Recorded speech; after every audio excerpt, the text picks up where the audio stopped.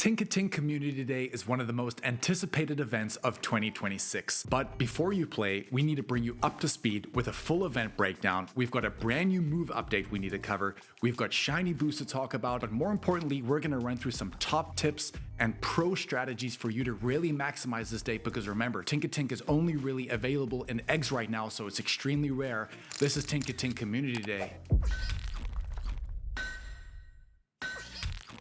with Go With Us.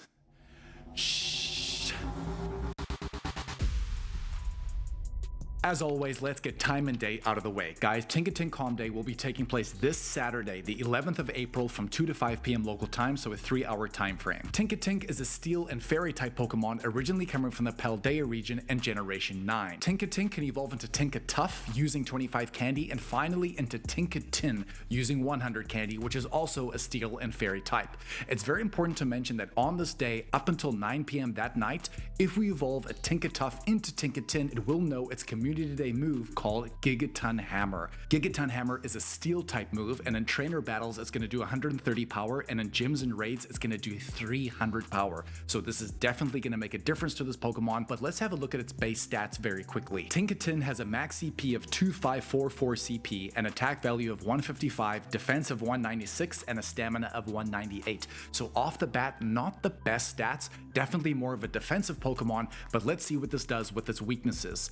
Well, let's just say it is only weak to two things, which is going to be fire and ground, but just have a look at these resistances. Guys, it resists 11 different types in the entirety of the Pokemon universe. That is absolutely incredible, and if you guys weren't aware, Fairy and Steel is widely regarded as some of the best combinations, if not the best combination in Pokemon right now. Let's look at the bonuses very quickly because they are stacked. First and foremost, it's going to be 3 times catch Stardust for the entirety of the 3-hour time frame. What this effectively means is that outside of this event, normally every single Tinkatink would only grant you 100 Stardust per catch. During this event, in the 3-hour time frame, they're going to grant you 300 Stardust per catch, but that's without the use of a Star Piece. With the Star Piece active, which lasts for half an hour, you will be able to multiply that by 1.5 times, which means every single Tinkatink is now going to grant you 450 Stardust per catch, and that is without Weather Boost. If this Pokemon is Weather Boosted, I think it's going to be about 537 Stardust per catch. Guys, that is astronomical. Depending on how long you want to play, maybe it's a 1 hour or 2 hour or the full time frame, you need to be running those Star Pieces the whole time. The other bonuses attached to that is that it's going to be 2 times catch candy for catching Pokemon, 2 times the chance of XL candy for trainers level 31 and up. Incenses activated during the event will last for 3 hours, but please remember that does not include your daily incense. We can take a few snapshots to get photobombed 5 times by Tinkatink. It's a good time to mention that photobomb platinum medal, because you can get 5 of these in one day. In other words, in this 3-hour time frame, you can really chip away at that. But the other great thing about these photobombs is that these Tinkatink can be shiny. Speaking of shiny, the shiny rate on this day is going to be 1 in 25 for every single Tinkatink you encounter, and that does include field research. It doesn't end there. We also have a lure module bonus that during the event, lure modules are going to last for 1 hour, but up until 9 p.m. that night, maybe you had work, maybe you had family stuff going on, you can pop a lure module and Tinkatink will be drawn to that lure with the same shiny rate of 1 in 25. So it's an incredible extension of the bonus to really grab as many Tinkatink as possible. We can also make 1 additional special trade per day, which takes us to a total of 2 because we are still in the season of motions and memories right now. So we can do 2 special trades per day, and they are going to cost 50% less Stardust up until 9 p.m. that night as well. I would strongly recommend, if you want the hundo of Tinkatink, I would catch hundreds of these things, trade them with friends, and you could potentially get lucky, especially if you trade with a best friend, because the best friend base floor when trading is going to be 555, so your chances at a hundo are a lot higher. We mentioned field research, but how is it going to work on this day? Please remember that every single Pokestop will have a field research task assigned to it, but there is a way to get an alternative research because every Pokestop actually has 2 sets of research. This actually happened to me on Yamask Research Day a couple of years ago because I got the alternate research. I'm pretty sure I did it this way. I managed to get my first Shundo. All the tasks are going to be catch 3 Tinkatink, and that is going to reward you either with a Tinkatink encounter. That 100% CP is going to be 368, so screenshot that now if you want to remember. You can also get 5 Great Balls, 2 Ultra Balls, 2 Pineapple Berries, as well as 500 Stardust. Please bear in mind that in the wild or in field research, there is a chance that Tinkatink may have a special background, and of course, this can also be shiny. However, in the past, there have been certain field research tasks which can guarantee you a special background.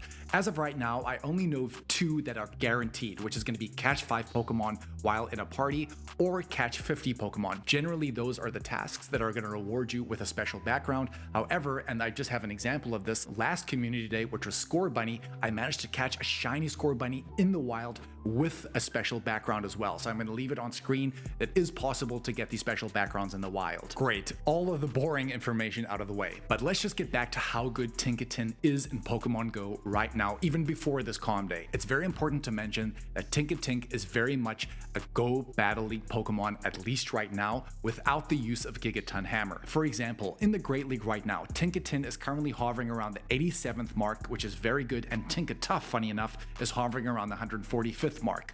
In the Great League, the optimal IV sets you want for Tinkaton are going to be 114-14, but in the Ultra League, Tinkaton actually shines even better, currently breaking into the top 50 spot, but that is going to be with XL Candy. The optimal IV sets you're going to want there is actually going to be a 13-15-15, because it means with XL Candy at level 49.5, it's going to max out at a CP of 2499. So you can see XL Candy on this Pokemon, especially when it comes to the Go Battle League, and potentially as a raid attacker, which we're going to touch on in a little bit, is very, very important. So how do I get the candy as well as the XL Candy? Guys, on this day, please make sure to Mega Evolve a Mega Level 3 Steel or Fairy type Pokemon in the background, and I want you to catch as many as possible. And let me show you the mathematics right now. Every single Tinkaton you catch without the use of a Pineapple Berry is going to be 6 candy because of the 2 times catch candy bonus. With a Pineapple Berry, you're going to be getting 12 candy. With a Mega Level 3 Steel or Fairy type Pokemon in the background, you're going to be getting 14 candy per catch. Guys, that is astronomically good. It's almost broken in my opinion. Please use it to your advantage, but it's most importantly the XL Candy, because at level 3 we get a 25% extra chance to get that XL Candy on every single chance, and more than that, the more Tinkatink you transfer at a higher level, or the more Tinkatink you catch at a higher level, will have more chance of granting you that Candy XL for Tinkatink specifically.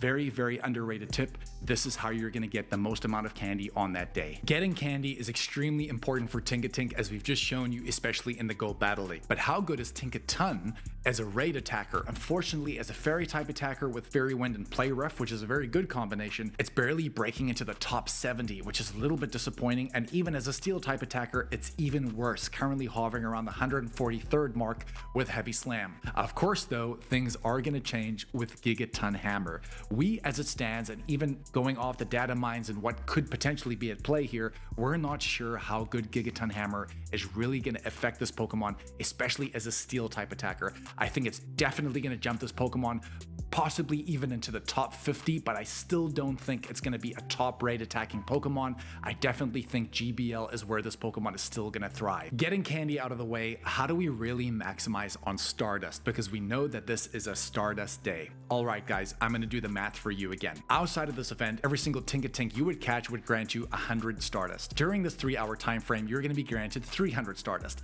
With the star piece running, and please remember to pop on your star pieces for the entire duration of your play time, you're going to be multiplying that by 1.5 times, which now means every single Tinkatink is going to grant you 450 Stardust per catch, which is absolutely astronomical. Please make sure you're throwing on an incense for the entire time that you play. Please make sure to play in a downtown area where there's a lot of Pokestops. A lot of trainers are going to be throwing on lures for those Pokestops. Anywhere where there's a dense spawn area, university campuses, CBD areas, downtown areas, in a city. Guys, these are the places you really want to play, because today it's all about the numbers. Don't care about anything else. If you get the shinies, great. You just want to be drilling them one after another. And please remember the quick catch technique, which all you need to do here is drag the berry tray just to the left a little bit, throw the Pokeball. As it throws, goes, let go, you will see the run button will still stay there. Hit the run button, which means you will completely skip the cutscene of catching the Pokemon. And if you didn't know if you caught it, you can click on it again. If it disappears, you know you caught it and it's in your bag. If not, you can just do the same trick again. This is what all the pros do to reel in as many numbers as possible, because guys, it's about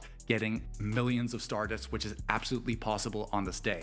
But it doesn't end there. If you want to get even more Stardust, I have a pro tip that not a lot of people talk about. While you still have some time, please remember to get 12 12-kilometer eggs and try and get them ready to hatch on one of the star pieces that you would be using on the day already. Please remember, every single 12-kilometer egg batch that you hatch in one go is going to be granting you 70 to 100,000 Stardust.